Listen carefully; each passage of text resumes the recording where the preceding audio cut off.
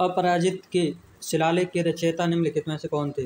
जो अपराजित का जो शिलालेख है उसके रचयिता निम्नलिखित में से कौन थे? तो जो अपराजित के जो शिलालेख के जो रचयिता थे वे थे गजोधर। अगला क्वेश्चन देखें अगर हम, तो मुगल बादशाह अपनी विजयों में से आदि के लिए राठौड़ों की 1,00,000 तलवारों के एहसानमंद थे। यह कथन किसने कहा था? तो यह कथन कहा था कर्नल टॉड ने। अगला क्वेश्चन अगर हम देखें, तो किसानों से वसूल की जाने वाली विविध लाग भागों का उल्लेख किससे प्राप्त होता है? तो ये प्राप्त होता है चौकली ताम्रपत्र 1483 से प्राप्त होता है। अगला क्वेश्चन अगर हम देखें, तो पाशुपत संप्रदाय से संबंधित विश्व गुरु रूप का उल्लेख मिलता है। तो ये मिलता है हर्ष पर्वत के शिलालेख में मिलता है।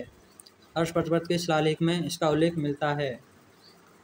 अगर हम अगला क्वेश्चन अगर हम देखें, तो अगला क्वेश्चन है किस इतिहासकार ने चौहानों को ब्राह्मण वंश से उत्पन्न होना बताया है? तो वो इतिहासकार है डॉक्टर भंडारकर है। तो वो इतिहासकार का नाम क्या है? तो उस इतिहासकार का नाम है डॉक्टर भंडारकर है। लिंग्विस्टिक सर्वे ऑफ इंडिया के लेखक कौन है? तो लिंग्विस्टिक सर्वे ऑफ इंडिया के लेखक हैं जॉर्ज अब्राहम गियर्सन। अगला क्वेश्चन देखें, तो सूर्यमल मिश्रण का जन्म कहाँ हुआ था? तो सूर्यमल मिश्रण का जन्म हुआ था बूंदी में। इसका अगर हम व्याख्या देखें, तो इसकी व्याख्या अगर हम देखें तो व्याख्या है सूर्यमल मिश्रण का जन्म बूंदी के हरना गांव में सन 1872 में हुआ था। वे बूंदी के महाराव राम सिंह के दरबारी कवि थे। इन्होंने वंश भास्कर, वीर सतसई, बलवंत विलास, छंदोमयूख, रामरंजाट, सती रासो, धातु रूपावली इत्यादि रचनाएं की हैं।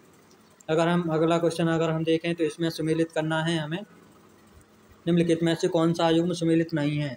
तो इसमें क्या पूछा है? सुमेलित नहीं है पूछा है। तो नहीं में अगर हम देखेंगे, तो जो राजसमंद है वो कलहन देव से संबंधित नहीं है, जबकि भोसुंडी, सरसात, गटियाला कुक्कुट अजमेर विग्रह राज से संबंधित है। अजमेर विग्रह राज से संबंधित है। चावड़ों का सबसे प्राचीन राज्य कौन सा है? चावड़ों का सबसे प्राचीन राज्य है भीनमाल। चावड़ों का सबसे प्राचीन राज्य है। अगर हम अगला क्वेश्चन देखें, तो अगला क्वेश्चन है निम्नलिखित कथनों में से चीरवा शिलालेख, जो चीरवा शिलालेख है उसके बारे में जो सही कथन है, जो सही कथन है चीरवा शिलालेख के बारे में, वो हमें देखना है। तो इसमें पहला कथन सही है।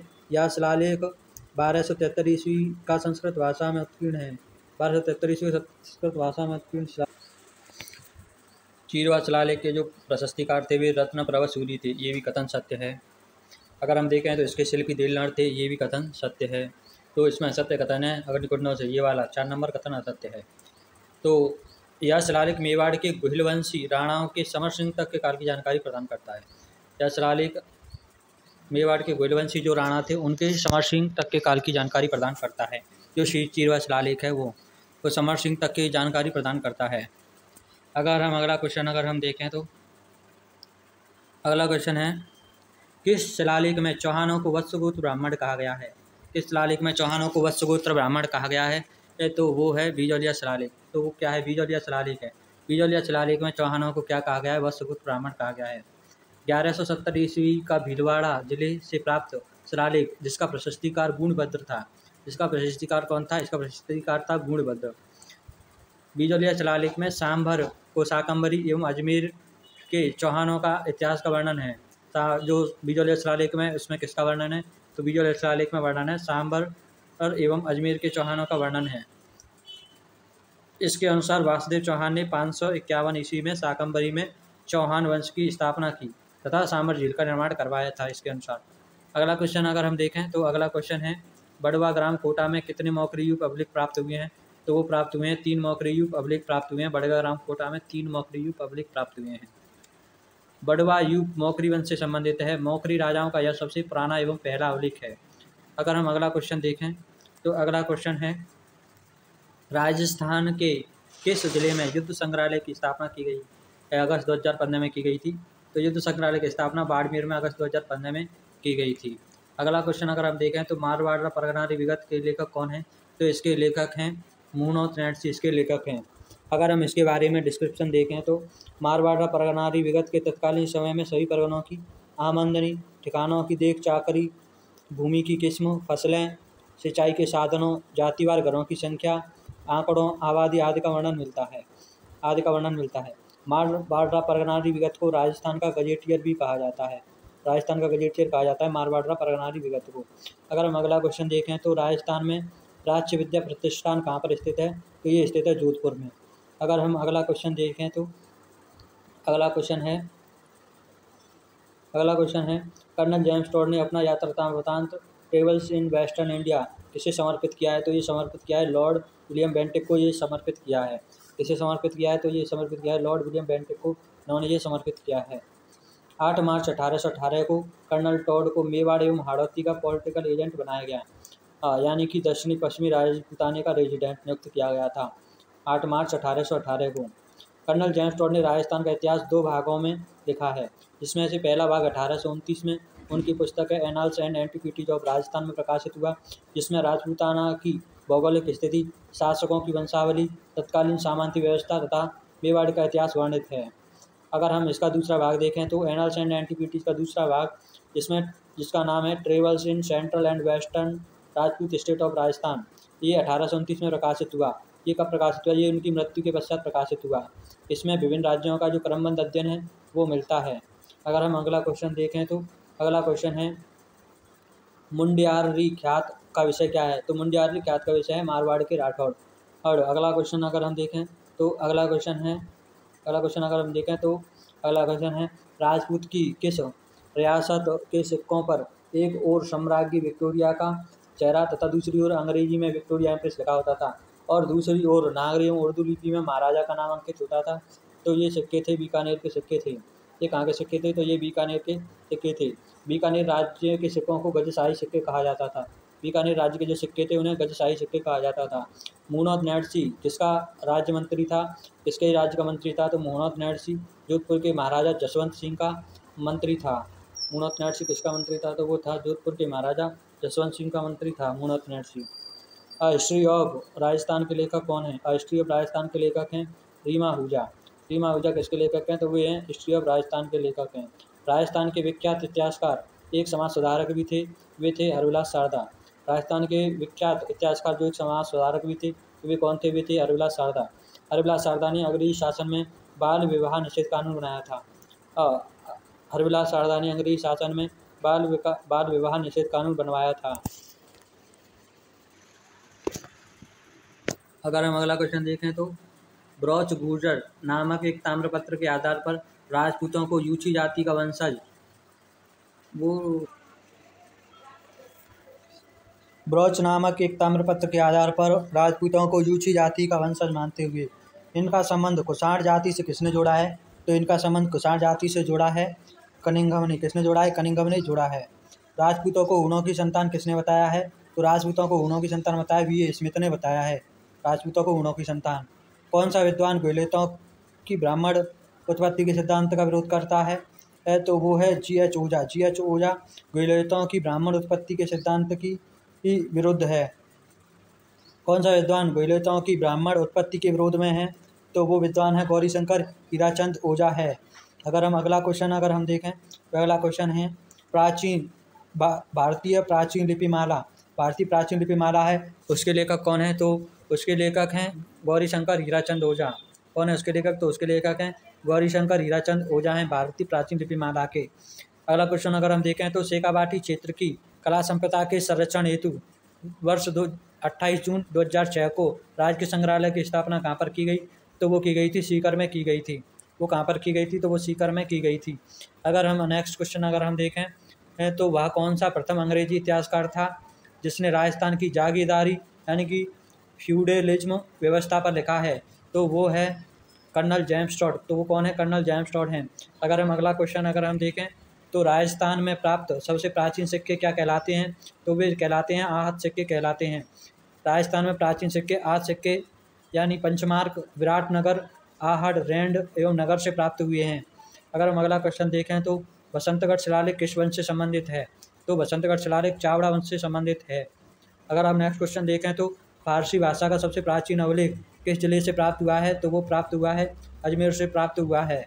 अगर हम अगला क्वेश्चन अगर हम देखें, अगर हम इस फारसी भाषा के डिस्क्रिप्शन के बारे में अगर हम देखें तो फारसी अभिलेखों के माध्यम से राजपूतों व दिल्ली के सुल्तानों के मध्य संबंध, तत्कालीन सामाजिक, आर्थिक, सामाजिक, सांस्कृतिक स्थिति के बारे में जानकारी प्राप्त होती है। अजमेर में फारसी अभिलेख ढाई दिन के झोंपड़े दरगाह अजमेर से प्राप्त हुए हैं। अकय शाही सिक्के किस रियासत में प्रचलित थे? तो अकय शाही सिक्के थे जो जैसलमेर रियासत में प्रचलित थे। जैसलमेर रियासत में प्रचलित सिक्कों को अकय शाही या मोहम्मद शाही या डोडिया कहा जाता है। सिक्कों को क्या कहा जाता है? जैसलमेर रियासत में प्रचलित सिक्कों को अकय शाही, मोहम्मद शाही व डोडिया कहा जाता है। जाट शाही सिक्का कौन सी रियासत में प्रचलित था? तो जाट शाही सिक्का जयपुर रियासत में प्रचलित था। जयपुर रियासत में प्रचलित था। जयपुर रियासत के सिक्कों को जाट शाही, मोहम्मद शाही, हाली व गदिया कहा जाता है।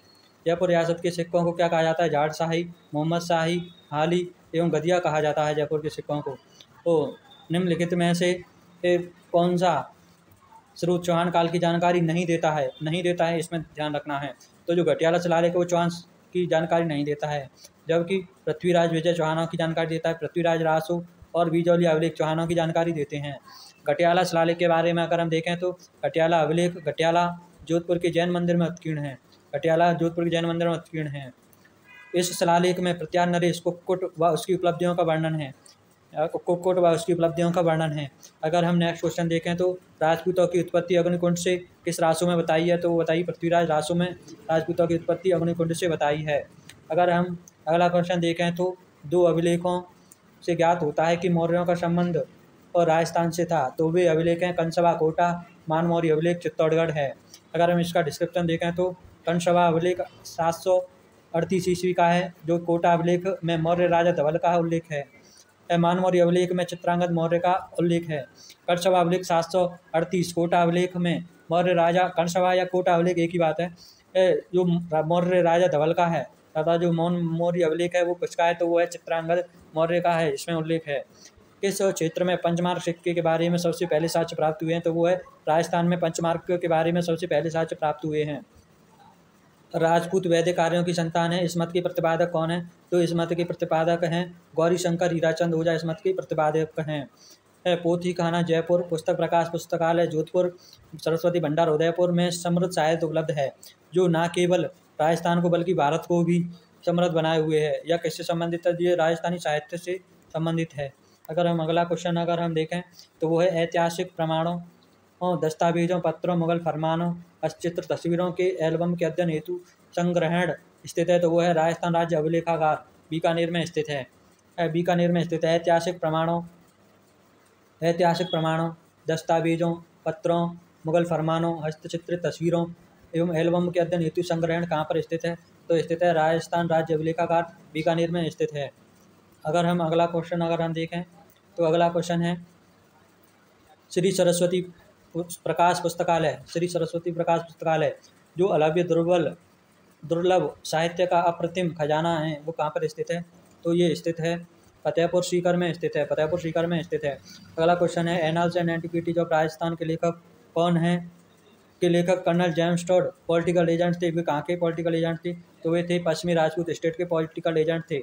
वह कौन सा अभिलेख है जो महाराणा कुंभा के लेखन पर प्रकाश डालता है? तो वो अभिलेख है कीर्ति स्तंभ प्रशस्ति 1460।